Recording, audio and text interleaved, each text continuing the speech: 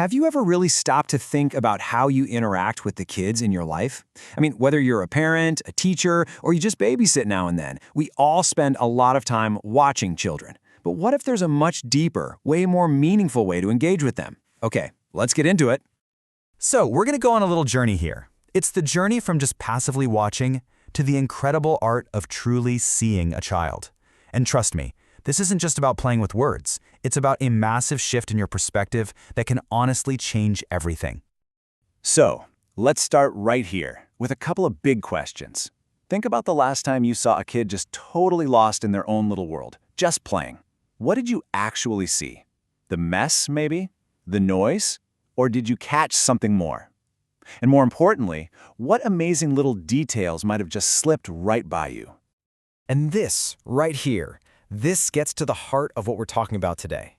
On one side, you've got passive watching. You're just kind of looking on, being a spectator. But on the other side, that's focused observation.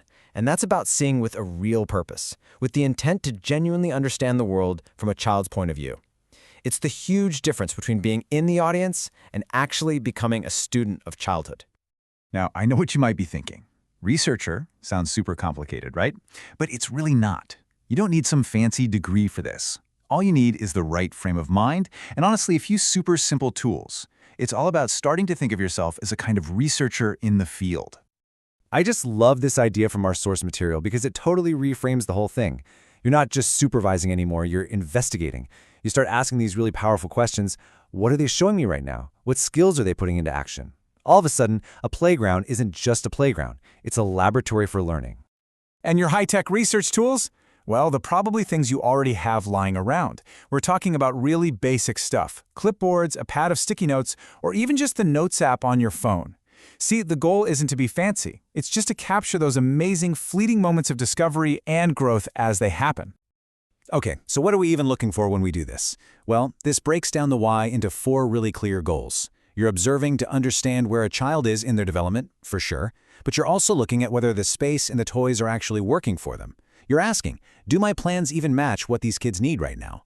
And maybe most important of all, you're discovering what truly makes them light up with excitement. But here's the thing, it's not just about the external tools like sticky notes and clipboards. To really truly see a child, we've got to look inward first.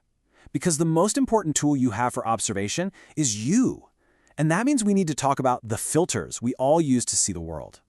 We all have them. Preconceived ideas, biases, they're like these invisible sunglasses that color absolutely everything we look at. So, becoming a great observer means first and foremost recognizing that you have those filters. It's about consciously trying to take them off so you can see the child for who they are, not who you expect them to be. And, this isn't some talent you're born with. It's absolutely a skill you can build. It all starts with being genuinely curious. It means you have to truly value play, not as just killing time, but as serious, important work. It also means you have to be okay with making mistakes. You have to carve out time to think about what you've seen, and you gotta talk about it with other people. These are the habits that turn simple watching into powerful seeing. All right, so you're observing, you're jotting down notes, you're reflecting. Now what? Well, this is where your observations turn into something incredibly powerful. They become a voice for the child. And this is the crucial part. Those little scribbles you put on a sticky note, they are so much more than just little stories. They're data. They are hard evidence of learning, of struggle, of those amazing breakthrough moments. They are the proof of the incredible development that's happening right in front of your eyes. And when you take that evidence and you share it with other parents, with school administrators, with anyone who will listen, you become an advocate. In a world that is always pushing for more tests at younger and younger ages, your documented observations are one of the most powerful ways to defend the absolute, irreplaceable value of play. When it comes down to it, this whole practice of focused observation lets you become a champion for what is truly right for kids. It helps you push back against testing that doesn't make sense, and it helps you protect that sacred space of childhood, their fundamental right to learn and grow through play. But beyond all the research and the advocacy, which is all super important, there's an even deeper, more personal layer to this. It's where all this hard work comes together, and it's about rediscovering the simple joy of just being with a child. I want you to think about the word assess for a second. We usually think of it as this cold, clinical thing, right? Like judging or grading. But the original meaning of the word, it's absolutely beautiful. It comes from the Latin verb assidere, which literally means to sit with or to sit beside. And that, right there, brings us completely full circle.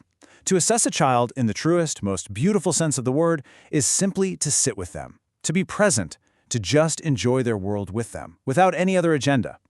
Sometimes the most important observation you can make isn't about documenting a new skill, it's just about sharing a smile. So, I'll leave you with this one thought to take with you. The next time you find yourself with a child, what are you going to choose? Are you just going to be watching from the sidelines? Or will you accept their quiet invitation to truly sit with them and see what you can both discover together?